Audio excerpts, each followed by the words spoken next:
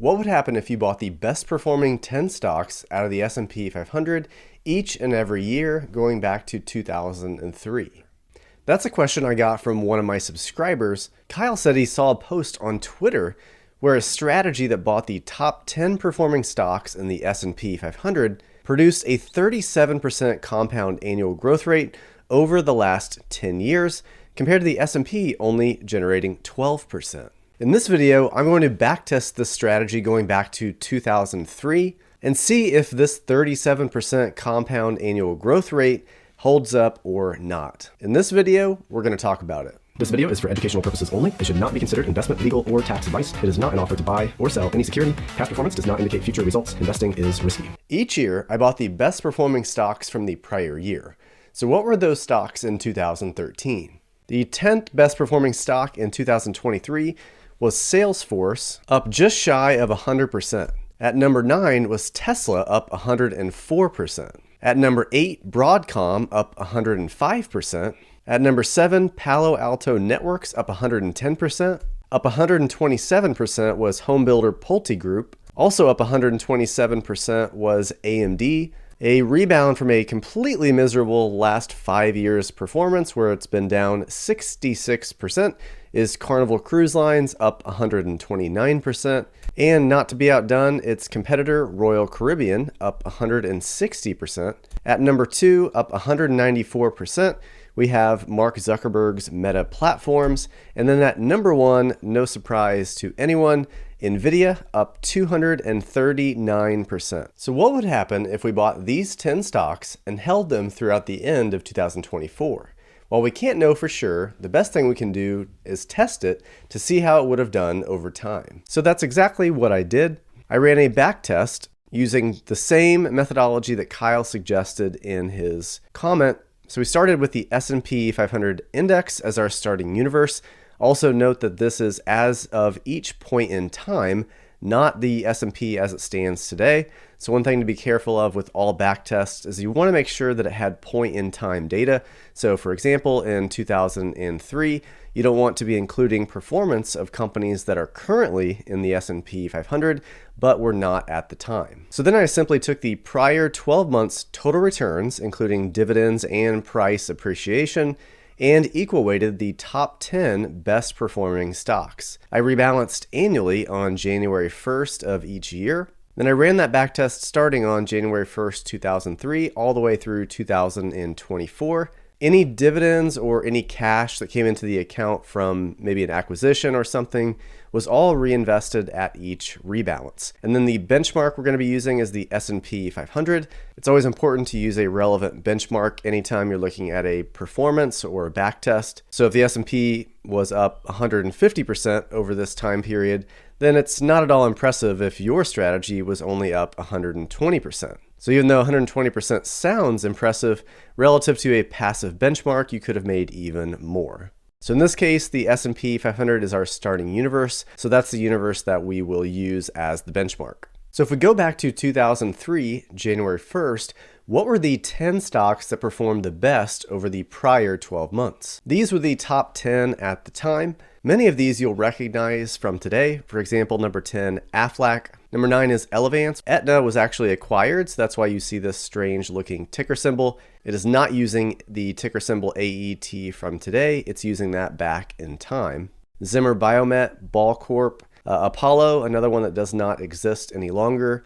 Newmont Mining Corporation, energy company Halliburton, Washington Mutual Card Services, which was ticker symbol PVN, does not exist any longer. And then the number 1 performer from the prior 12 months as of January 1st, 2023 was Boston Scientific, up 87%. So in the backtest, what we did was starting with $100,000, we bought an equal amount of each one of those stocks. So the next trading day after January 1st was January 2nd. So we bought roughly equal amounts of all of these stocks, and then we held them for the next 12 months. And then on January 1st, 2024, we ran the same list again, only this time we have much different names. Altaba, National Semiconductor Corp, US Steel, Corning, Sanmina, the AES Corp, Micro Focus, which doesn't exist, Micro Semi, which doesn't exist, Williams Brothers, which is an energy pipeline. And then the number one performer was Avaya, also does not exist any longer. That one was up 404%. So we would have bought these, sold everything we bought in 2003 and bought these stocks at the start of 2004. I'll post the entire list of transactions on my Patreon page. So if you're interested in doing a deeper dive into what stocks came in and out of the strategy, you can check that out over on Patreon. And I'll put a link in the description down below. Thanks to everyone who currently supports me. If you sign up, you get access to my Financial Freedom Formula course, which I typically sell for almost $200. You'll get that for free. Do at least monthly content ranging from the S&P 500 valuation to Q&A sessions to my coffee can portfolio, which I buy once per quarter. So I'll share with you that portfolio, the performance, and the 30 stocks that I buy each and every quarter. Links are in the description below. Thank you to everyone who supports my work. Greatly appreciated that. And now back to the backtest. So here would be the results of doing this strategy. And at first glance, it does look pretty good. This is just the 10-year performance analysis as of January 1st, 2024, so starting back in 2014. And you can see that in most years, this strategy actually did outperform. In 14, 15, 16, with modest underperformance in 2017, outperformed again in 18 before underperforming pretty badly in 2019, and then 2020, 21, and 22, just an unbelievable outperformance, over 20% per year outperformance relative to the S&P 500, with 2020 and 2021 having total performance up over 50%. However, it was a terrible 2023. The stock only generated 9.6% relative to 26% for the S&P 500, so underperformance of 16.6%. Still, over this entire period, $10,000 invested in 2014 would have grown to $57,093 in this strategy relative to just $30,835 in the S&P 500. If we look back at a longer time period, however, things don't look quite as good. From 2003 to 2024, this strategy generated annual returns of 12.11%, relative to 10.4% for the S&P 500, outperformance of about 1.7%. And in no period did I find that this strategy generated annual returns of 37% per year. So perhaps the Twitter post was referencing another time period.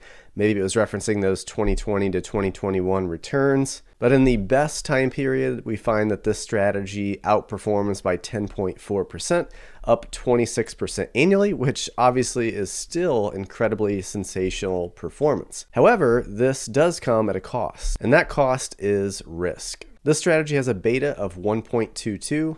And if we look at the risk-adjusted return metrics represented by the Sharpe ratio, which is simply the return of the strategy minus the return of the risk-free rate divided by the standard deviation of the strategy, we find that the S&P 500 actually has better risk-adjusted performance at 0.66 versus 0.55 for the top 10 performer strategy. See the same thing with Sortino ratio, which measures the exact same thing as the Sharpe ratio, only instead of using total standard deviation, it only uses downside deviation. In my mind, this is a much better metric for measuring the true risk-adjusted returns of a strategy, and still we find that the S&P 500 is superior at 0.87 compared with just 0.74 for the strategy. Standard deviation is significantly higher for the top 10 strategy, also higher for downside deviation, coming in at almost 6% greater than the S&P 500. And then perhaps most importantly, the maximum drawdown for this strategy was negative 72.76%, compared with just 55% for the S&P 500. So this is a much riskier strategy relative to the S&P. This is the strategy going back to 2004. You can see that in good times, this strategy definitely seems to outperform the S&P 500. However, there is a substantial crash risk. But when times are good, they are extremely good, as you see here in this 2020 2020 to 2021 period when it was up 50% each year. So over the entire life of the strategy, this was up just over 1,000% compared with 702% for the S&P 500.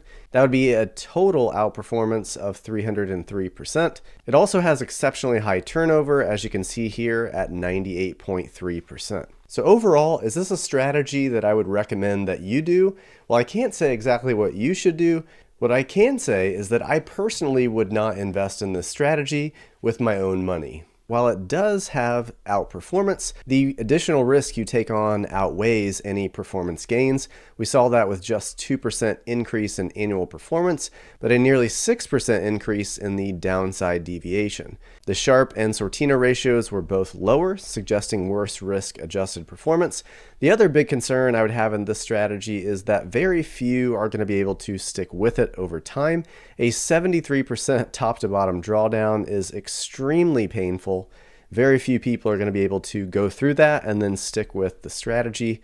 It's also extremely tax inefficient and quite a bit of work if you have nearly 100% turnover. But I think if you are going to use this, a possible use case could just be for fun. This is definitely kind of an all or nothing strategy. So if you're just looking for something kind of fun to play around with and maybe have some extremely good upmarket years, this strategy would certainly fit the bill with a very little amount of extra work. But aside from just having kind of a fun money account where you don't mind losing everything, I can't say I would suggest this strategy for any kind of core holding, particularly for retirement. I just don't think something like this is appropriate. So what do you think of this strategy? Is this something that you would do? And do you have any other ideas for strategies that you would like me to backtest? If so, let me know in the comment section down below. Thanks again to everyone who is currently supporting the channel. I will see you in the next video.